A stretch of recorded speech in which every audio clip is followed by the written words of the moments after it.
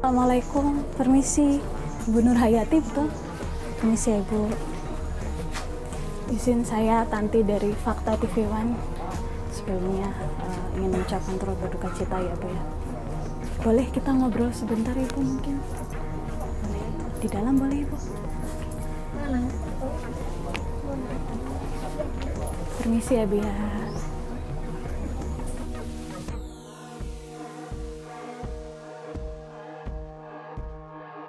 Sebelumnya kami mengucapkan turut berduka cita sedalam-dalamnya.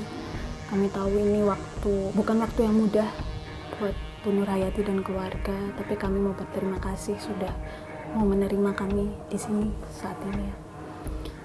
Bu Nur Hayati, kalau boleh kami tahu ceritanya dari Ibu.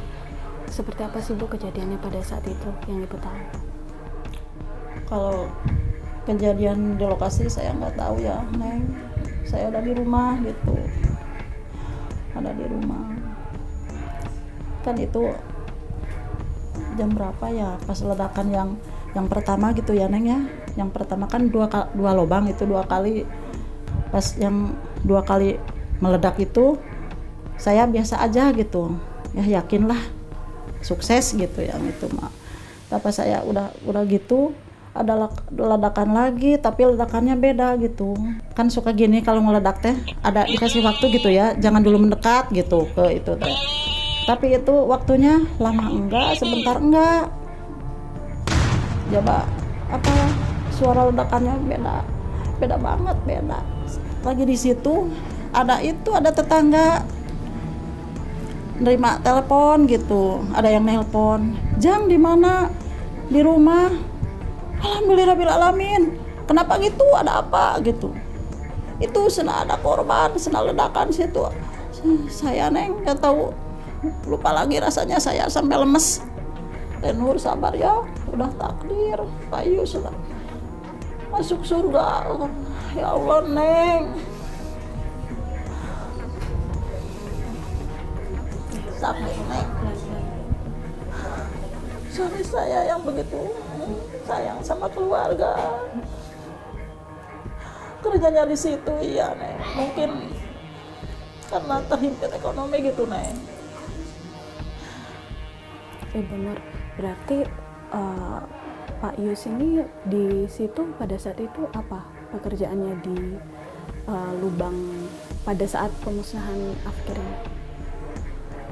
Cuman bawa mobil Neng, sopirnya adik saya kan gitu.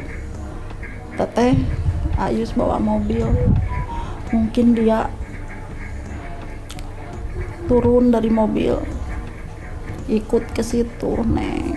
Kalau pulang kerja dia selalu curhat gitu, selama kerja di situ gitu, seharian di situ suka bilang, "Semah kalau mau ngeledakin," katanya, suka ngumpet, takut. Pak Yus pernah dapat kayak ini kan maksudnya bukan sesuatu yang biasa dikerjakan warga ya, biasanya kan memang dikerjakan tentara gitu. Apakah dikasih pelatihan gitu Bapak atau ada info-info seperti itu nggak? Kalau suami saya mah enggak, itu cuma nyupir aja gitu. Nyupir aja. Mungkin yang lain bener. Terima kasih banyak Bu Nur Hayati atas waktunya. Sekali lagi kami mengucapkan turut berduka cita ya Bu ya.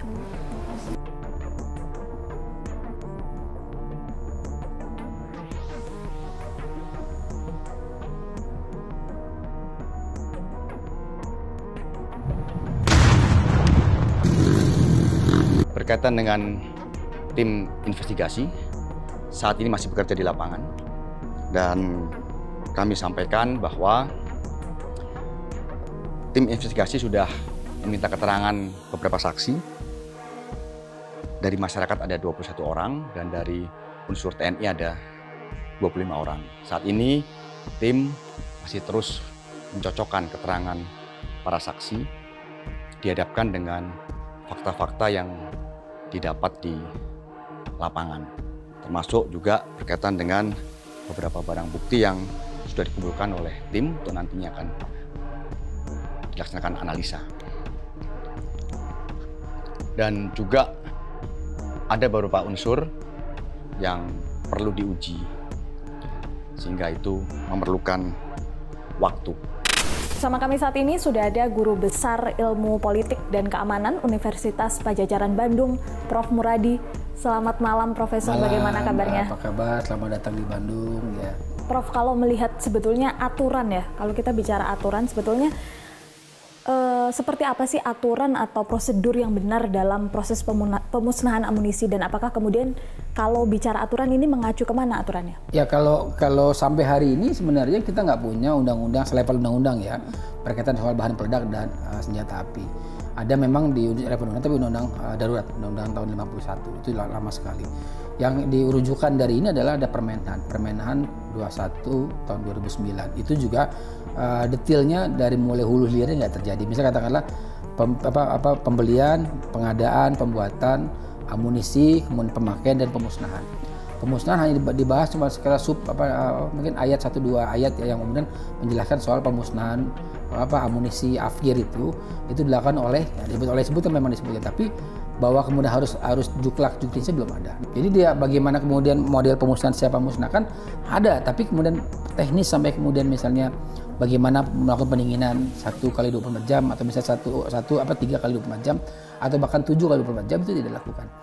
Dan biasanya kalau ketika habis ledakan itu ketika mengumpulkan serpihan-serpihan komponen tadi itu dilakukan secara profesional dengan pakai baju anti bom ya, yang memang kemudian dikumpul segala macam, baru kemudian dia didiamkan sampai pada level tertentu, mungkin nanti publik bisa mengambil itu sebagai bahan bekas yang memang bisa dijual atau dibuat sesuatu yang kemudian bisa punya nilai ekonomis tertinggi begitu.